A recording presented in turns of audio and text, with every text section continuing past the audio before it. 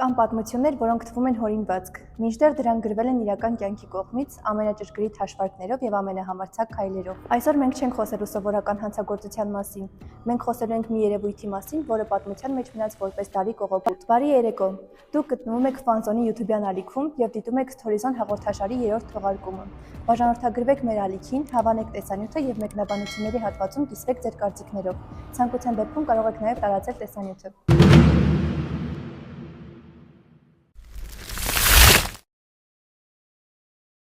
1977 թվական, Երևան, մի քաղաք, որտեղ բոլորն ամեն ինչ գիտեին միմյանց մասին, բայց որտեղ հասունանում էր մի բան, որն իր մասշտաբներով պետք է ստվերեր նույնիսկ հոլիվուդյան ամենահամարձակ սցենարները։ Պատկերացրեք մի համակարգ, որտեղ պետական բանկը ոչ միայն փողի պահեստ էր, այլև սովետական անսասանության խորհրդանիշ։ Դա մի ամրոց էր, զինված պահակներով, հաստ պատերով եւ անվտանգության բազմաշերտ համակարգով։ Մարդիկ մտածում էին, որ այդ պատերից ներս թափանցելը պարզապես անհնար է։ Սակայն հայտնվեցին երկու զարմիկներ՝ Նիկոլայ եւ Ֆելիքս Կալաչյանները։ Նրանք ունեին հատուկ նշանակության ջոկատայինների փորձ կամ բարձրագույն ինժեներական կրթություն։ Նրանք ունեին միայն մի գաղափար, որը բոլորի համար կթվար ցնդաբանություն, սակայն նրանց համար դարձավ կյանքի գործ։ Այսօր մենք քայլ առ քայլ կվերադառնանք այն գիշերվան, որը փոխեց ամեն ինչ։ Եկեք անցնենք մեր հերոսներին։ Նիկոլայ Կալաչյան։ Նա այս օպերացիայի ուղեղն էր։ Կենսախինդ շփվող մարդ, ով սիրում էր ռիսկի դիմել եւ գիտեր, թե ինչպես մանիպուլացնել ամենքին։ Ֆելիքսը նրա հակապատկերն էր, լրակյաց, ֆիզիկապես գերհզոր մարդ, ում մարմինը կարող էր անել այն, ինչը մյուսների համար ցավոտ ու անհնարին կլիներ։ Ինչպես սկսվեց ամեն ինչ։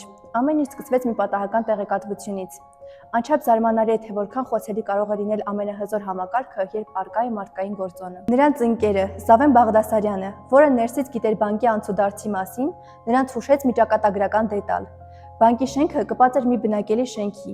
եւ կար մի կետ, որտեղ պատոհաններն ու առաստաղը հանդիսանում էին թիրախ։ Նրանք պատրաստվում էին ամիսներ շարունակ, ուսումնասիրում էին պահակախմբի փոփոխման ժամերը եւ գիտեին, թե որ ժամին է փողոցում լռություն տիրում։ Նիկոլայը հաշվարկել էր ամեն ինչ, բայց ամբողջ ծանրությունն ընկնելու էր Ֆելիքսի ուսերին։ 1977 թվական օգոստոսի 5-ի երեկո Ֆելիքսը հայտնվում է հարևան շենքի վերանորոգվող բնակարանում եւ այսպես սկսվում է նրա դժոխային, բայց ոսկերչական ճշգրտության աշխատանքը։ Այդ օրը նա ստիպված էր միայնակ գործել։ Մեկ շաբաթ առաջ Նիկոլայը ավտովթարի էր ենթարկվել եւ օպերացիան արդեն ղեկավարել էր հիվանդանոցից։ Նա բարձրացել է տանիք եւ նկատել, որ պահոցից մի հարկ վերև գտնվող սենյակում վերանորոգման աշխատանքներ են կատարվում։ Պատուհանը բաց է եւ չկան ճաղավանդակներ։ Հետագայում պարզվել է, որ աշխատակիցները մոռացել են փակել այն։ Ֆելիքսը վտանգելով կյանքը տանիքից ցատկել է դեպի պատուհանը։ Պատկերացրեք այդ տեսարանը։ Ֆելիքսը շենքի տանիքից ցատկում է բանկի պատուհանագոգին։ Ընդամենը 80 սանտիմետր տարածություն, բայց ձեր ներքևում 3 հարկի բարձրություն է։ Նա դա արեց մեկ թռիչքով։ Նա հայտնվեց բանկի հանգստի սենյակում, բայց նրա նպատակը մեկ հարկ ներքև էր՝ գանձարանը։ Եվ ահա այստեղ սկսվում է Նիկոլայ Կալաչյանի հանճարեղ գյուտը։ Ֆելիքսը պետք է քանդեր հատակը, բայց կար մի խնդիր, որը կանգնեցնում է ցանկացած գողի։ Երբ դու սկսում ես հորատել բետոնը, քարերի կտորները եւ բետոնի շերտերը ընկնում են աղմուկով գետնին։ Դա նշանակում է, որ վայրկյանների ընթացքում պահակները այդտեղ կլինեն։ Ինչ էր մտածել Նիկոլայը։ Նա Ֆելիքսին տվել էր մի սովորական մանկական անձրևանոց։ Ֆելիքսը բարակ հորատիչով փոքրիկ անցք բացեց։ Այնուհետև այդ անցքի միջով դեպի գանձարանի սենյակ մտցրեց փակ անձրևանոցը եւ բացեց այն։ Եվ հիմա, երբ Ֆելիքսը սկսեց մեծացնել անցքը եւ ջարդել բետոնի շերտերը, կոտրված քարի կտորները եւ փոշին լցվում էին ոչ թե հատակին, այլ անձրևանոցի մեջ։ Ոչ մի ավելորդ ձայն եւ ոչ մի շրխկոց։ Դա լռության եւ ինժեներական մտքի հաղթանակն էր, բայց ֆիզիկական տառապանքը սարսափելի էր։ Ֆելիքսը ժամեր շարունակ հորատում էր, փոշին խեղդում էր։ Որպեսզի ձայնը էլ ավելի խլանա, նա բետոնը թռչում էր ջրով։ Վերջապես առավոտյան կողմ նա բացեց 34 սանտիմետր տրամագծով մի անցք։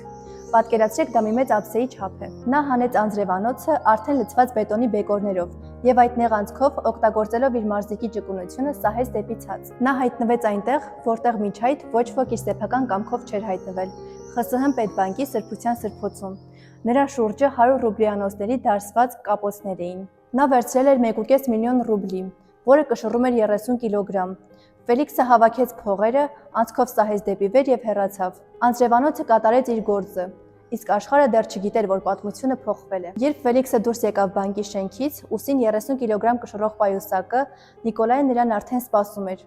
Սակայն նրանք գիտակցում էին մի պարզ ճշմարտություն, որ գողանալը միայն գործի կեսն է։ Իրական արվեստը այդ փողերը ծախսելն էր այնպես, որ քեզ չբռնեն։ Իսկ ԽՍՀՄ-ում 1.5 ռուբլի ունենալը նույնն էր, ինչ ձեռքումդ պահես վառվող ռումբ։ Նրանք անմիջապես մեկնեցին Մոսկվա։ Ինչու Մոսկվա։ Որովհետև մեծ քաղաքում անհետանալն ավելի հեշտ էր, իսկ գումարը ծախսելն ավելի աննկատ, բայց կար մի մեծ բայց։ Պակը եւ միլիցիան արդեն գիտեին բոլոր գողացված 100 ռուբլյանոցների սերիաները։ Ցանկացած մարդ, ով այդ թղթադրամներից մեկը կդներ խնայադրամարկղի պատուհանին, վայրկյանների ընթացքում կհայտնվեր ճաղերի ետևում։ Նիկոլայը մշակեց մի նոր հանճարեղ պլան։ Փողը պետք էր փոխարինել այնպիսի բանի հետ, որը չուներ սերիական համարներ եւ հեշտությամբ վաճառվում էր։ Դա պետական շահումով պարտատոմսերն էին։ Դրանք սովետական տարիներին համարժեք էին կանխիկ դրամին, սակայն դրանցով առևտուր անելիս ոչ ոք սերիաները չէր ստուգում։ Բայց ինչպես գնել 100 հազարավոր ռուբլիների պարտատոմսեր եւ կասկած չհարուցել։ Նիկոլայը որոշեց օգտագործել երրորդ անձի։